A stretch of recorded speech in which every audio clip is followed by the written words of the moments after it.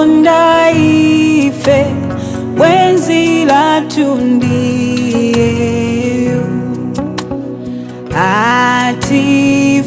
atifunafuna ife inde nthawi zonsetu. Chikondano chakechi chachikulukuludi. Chikondano chakechi chachikulukuludi.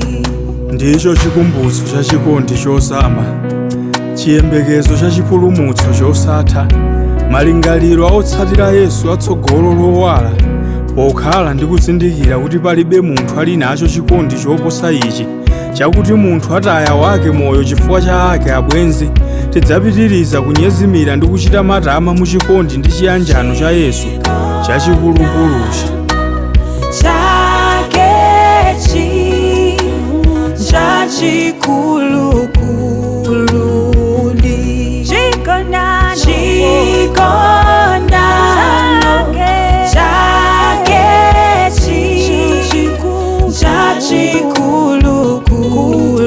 chachikulukuludi.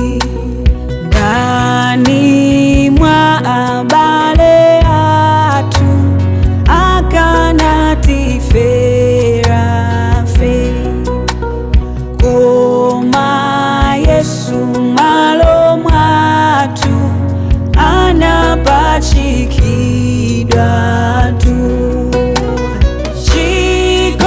Chikondano chakechi chachikulukuludi. Chikondano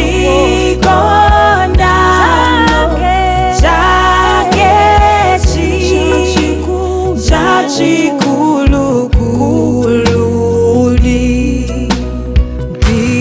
Tipumzitse Mbuye Yesu, tikondane nanutu,